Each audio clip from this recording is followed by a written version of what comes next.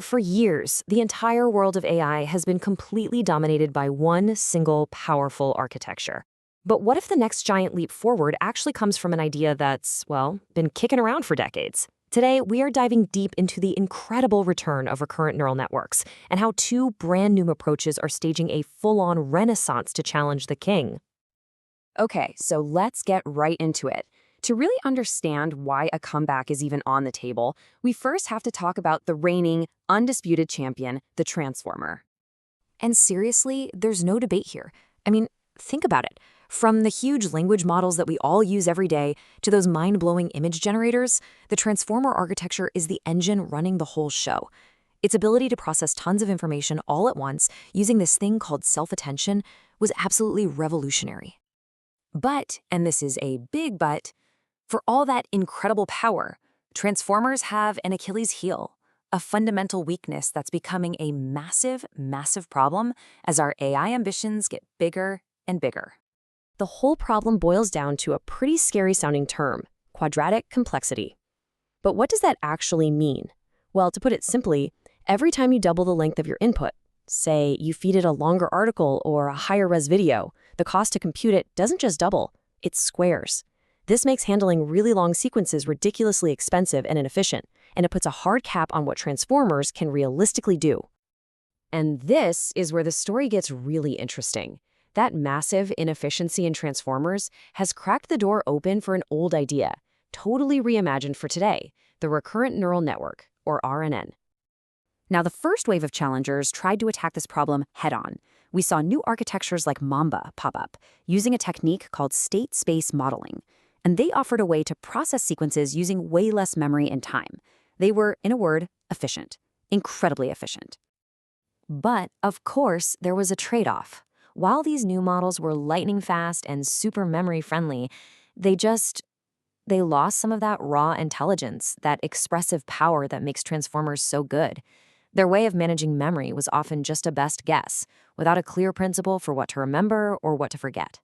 So the race was on to build something that was both efficient and powerful. And that brings us to our first major innovation, a model that completely flips the script on the very concept of an RNN's memory. Let's talk about warp. The core idea behind warp is it's wild. It's called weight-space learning. So get this. Instead of storing information in a simple, fixed-size hidden state like a normal RNN, warp's hidden state is an entire other neural network. It's literally a model inside of a model. So how in the world does that work? Well, it's actually a pretty simple three-step dance. First, a new piece of data comes in. Second, instead of just tweaking a few numbers in its memory, warp updates the actual weights of its internal root network. And finally, to get an answer, it just runs that newly updated network. So the memory isn't just some static piece of data. No way.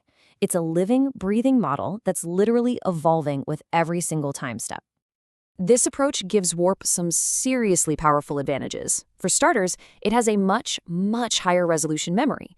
It can also adapt to new information on the fly at test time without any of that expensive, time-consuming retraining.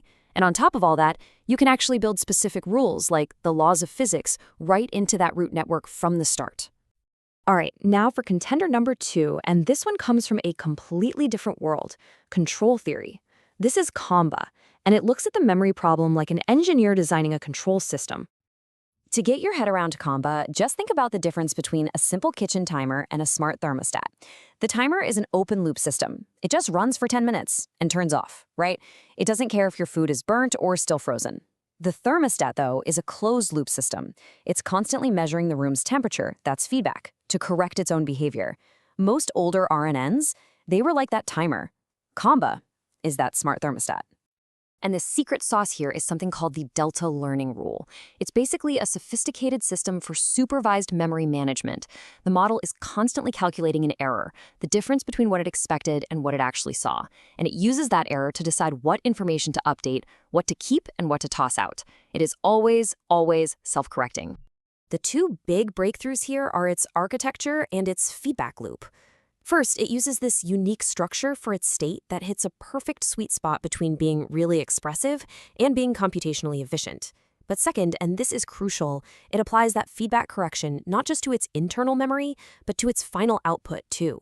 It's like a powerful two-stage fact-checking process. Okay, so we've got these two really clever new approaches. But talk is cheap, right? How do they actually stack up in the real world? Let's get to the numbers. First up, let's look at warp. On this image completion task, where the model sees part of an image and has to guess the rest, the goal is simple. You want the lowest error score possible. And the results? They really do speak for themselves.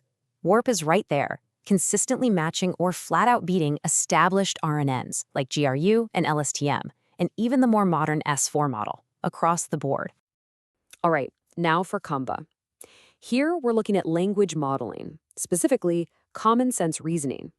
And when you compare models of the same size, around 1.3 billion parameters, Comba is consistently at the top of the pack.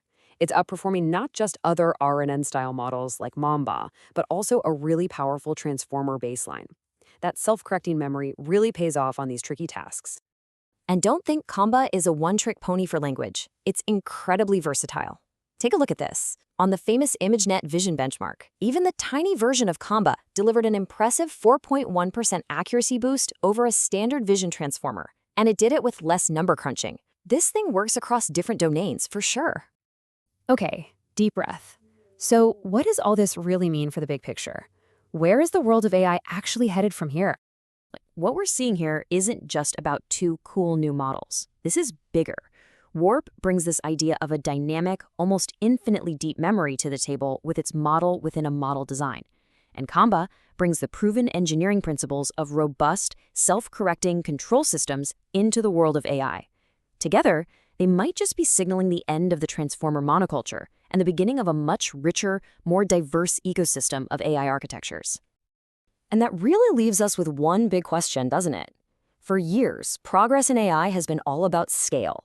Just make the models bigger, feed them more data. But as these new architectures are proving, maybe, just maybe, the next great leap won't come from more brute force. Maybe it'll come from building models that are fundamentally smarter, more adaptive, and even capable of correcting their own mistakes.